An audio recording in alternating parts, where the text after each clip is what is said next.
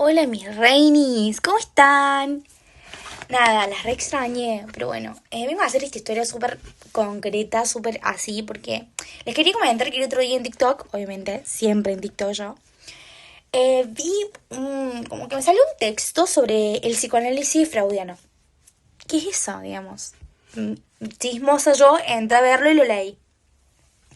Y da como, son como varios textos, pero a mí me interesó mucho indagar en la histeria. Se preguntarán qué es lo que es la histeria. Bueno, Freud, pongan si lo bancan a Freud porque cualquiera, digamos, pongan si lo bancan en el chat. Nada, lo vi y me interesó que él comentaba como que la histeria, lo que él estaba estudiando en ese momento, era algo sumamente importante de hablarlo tanto como para hombres y mujeres, que seguramente siempre para hombres, no para mujeres. Bueno, pero bueno, él menciona que en la mayoría de los casos no son muy visibles el punto de partida por la cual comienza este tipo de histeria. Porque ni siquiera por medio de un examen clínico, digamos, común. Pero la causa de esto es que mayormente son vivencias que para la persona que está enferma, suelen ser vivencias o recuerdos feos, digamos, desagradables para la persona. Pero en realidad donde se hace hincapié en que no son, no es que no las quiere recordar, sino es que no las recuerda, digamos. No puede. Eh, y estas, acá es donde se genera como un tipo de nexo causal entre el proceso ocasionado y el fenómeno patológico. Bueno, él a lo largo del texto también menciona que dice que, no, escuchen esto porque se van a morir, o sea, yo me morí cuando lo leí. Dije, ¿qué?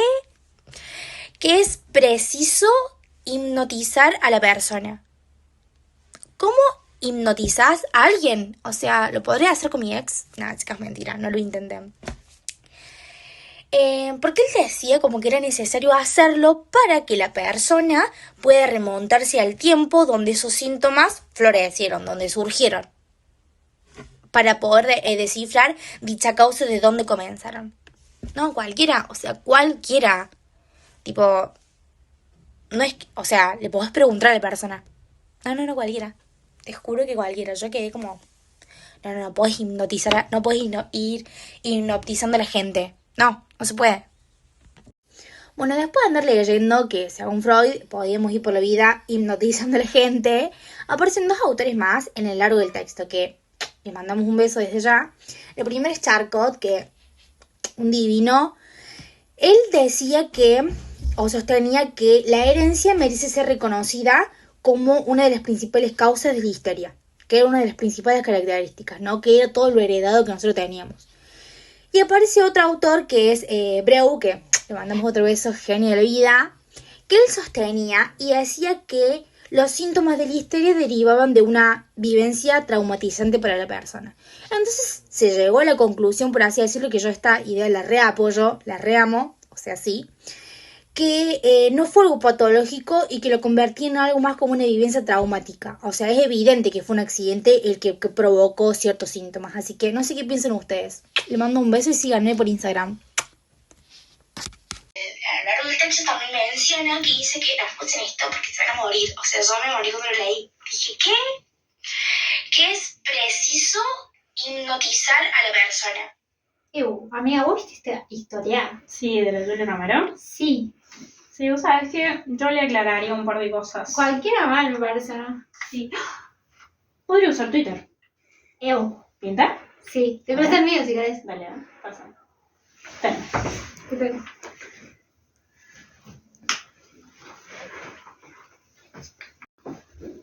Listo. ¿Y cómo va? Puse. Hace poco vi las historias de una influencer en Insta hablando sobre Freud y la histeria. Y la verdad hay cosas que me parece bueno aclarar. Y ahí abro hilo para. Puse. Primero, ella opinó sobre el método de la hipnosis, que era cualquier cosa y que por qué no solo le preguntaban a las personas y ya. Le puse. Te informo, la hipnosis se usaba para llegar al inconsciente porque ahí es donde se encontraban aquellas vivencias traumáticas reprimidas. Y después puse. Segundo, aunque Freud haya dejado de usar la hipnosis, ya que ésta encubría la resistencia, y ahí le aclaré, sin la hipnosis, se podía notar la resistencia y las represiones y formar una representación certera de lo patógeno. La hipnosis fue un método de mucha ayuda para el tratamiento de la histeria en sus comienzos. ¿Qué le pareció? Me encantó. ¿Dice? Perfecto. Vamos a ver qué onda. Hola gente, yo de nuevo. Últimamente he estado viendo este tipo de comentarios sobre un tema que me parece muy bueno para debatir. Entonces hoy les traigo top 5 cosas que no sabías del análisis freudiano. Las primeras dos responden a influencers que son muy conocidas en el ámbito y es sobre el tema de hipnosis y histeria, que me parece que tienen varios puntos para destacar. Bien, top 1. Como se dijo en la historia anterior, para Freud era un tema de la histeria importante de tratar, así que tocamos la histeria. Se dice que con Charcot, que es un autor que ya había mencionado antes la historia, Freud inició el estudio de la histeria y de la aplicación de la hipnosis como terapia. Se dice también que la influencia del mismo es fundamental para ayudar a Freud a separar lo psicológico de lo anatómico. Bien, top 2. El tweet con la hipnosis de hecho tiene mucha razón, entonces nosotros lo único que podemos agregar es que la hipnosis fue la impulsora luego más tarde de la más conocida teoría psicoanalítica. Top 3. Para Freud, no solamente el estudio de la hipnosis y de la histeria son los únicos que sostienen la voluntad del inconsciente, por ende más tarde comienza a estudiar lo que se denomina como actos fallidos y los productos del trabajo onírico, es decir, los sueños. Bien, top 4. En el texto referido a los sueños, se habla de que los sueños permiten saber cómo está constituido el inconsciente y a su vez cómo se caracteriza su funcionamiento. Además, se presentan censuras tales como la inhibición de afecto y la desfiguración onírica. Otra parte que es importante destacar es que, además de que la mayoría de los sueños son indiferentes, otros son gran producto de un tipo de emoción, la angustia. Y que con esto en el texto deriva del proyecto de la inyección de Irma. Bien, top 5 y por último, en su texto Lo inconsciente, Freud habla sobre la complejidad del término. Te dice también sobre procesos que son reprimidos, es decir, no aceptados por la conciencia, y sobre los actos psíquicos. Y por último, hay que tener en cuenta que el inconsciente se guía por las pulsiones, y que, o fuerza pulsional, obvio, y que toca el tema ahí también de lo que son complejos sexuales. Así que díganme, para ustedes, ¿los sueños presentan algún tipo de contenido sexual? ¿O lo inconsciente es sinónimo de lo reprimido? ¿Realmente creen que la histeria es importante? Todo déjenmelo en la caja de comentarios y nos vemos en el próximo video. Hola mi equipo, ¿cómo están? Acá estamos de nuevo en un vivo por la plataforma Twitch. Bueno, me han pedido mucho que hable de este tema, la verdad lo estuve investigando y esta semana ha sido como muy avasallante sobre el tema de Freud. Un influencer en un Instagram empezó hablando, después desencadenó en Twitter, después en TikTok. Se ha visto mucho este debate y se ha generado mucho debate en redes sobre Freud y sobre sus teoremas. Hoy tengo ganas, en este vivo, de dar como un cierre a todo eso y generar una conclusión a este debate. Bueno, en el estudio de la histeria y de los sueños de Freud se puede apreciar un impacto significativo en la psicología. La comprensión de la mente humana a través del enfoque de la mente inconsciente y sus ideas innovadoras sobre la interpretación de los sueños hace que Freud revolucione de manera humana lo que entendemos sobre la psique. ¿Y qué estamos diciendo? Que gracias a esto, gracias a Freud, nosotros tenemos una visión mucho más amplia de nosotros mismos. No solo nos quedamos con esta parte biológica, sino que Freud nos permite entender más allá de eso. Y no se olviden que para la época es algo muy innovador. Freud no es contemporáneo a nosotros, no nació en el 2010. Él fue un innovador y un precursor muy grande para ese entonces. Desarrolló el método del psicoanálisis para acceder a conflictos y traumas reprimidos en la mente de sus pacientes. Su enfoque en la importancia de la infancia y las experiencias pasadas en la formación de la personalidad dejó una marca perdurable en el pensamiento psicológico que aún continúa siendo relevante en la actualidad. Escuchen esto.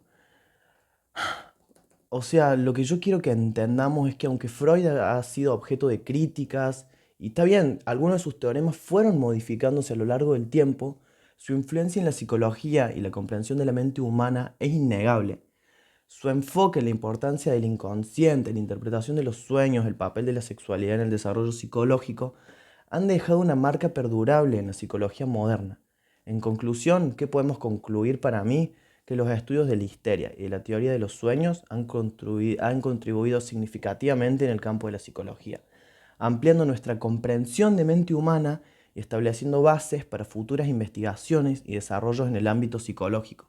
A pesar de las controversias y capaz lo polémica que pueden llegar a ser algunas de sus ideas, el legado de Freud perdura y su influencia continúa aún siendo relevante en los estudios de la psique humana. Para mí, y esto es una opinión ya muy personal, sacada de los textos, o es una opinión mía, como acá en Streamer, es que tenemos que capaz reinterpretar a Freud, descontextualizarlo de la época y rever y entender que muchas cosas, desde mi perspectiva, son muy importantes y las tenemos que rever y reutilizar, capaz llevado un poco a nuestro ámbito moderno y a nuestra análisis social, que es muy diferente al de Freud. Entonces, para mí, como conclusiones, no podemos negar que Freud fue el padre del psicoanálisis, impulsó un montón de teoremas y que gracias a Freud tenemos la noción de nosotros mismos. Y, capaz, a algunos de sus textos más polémicos para algunos, reversionarlos y ver cómo lo podemos llevar a la actualidad, porque muchos de sus materiales son muy interesantes. Así que en vez de generar polémicas, estaría bueno que nos sentemos todos a rever y repensar algunos de los teoremas más polémicos. Con eso me despido.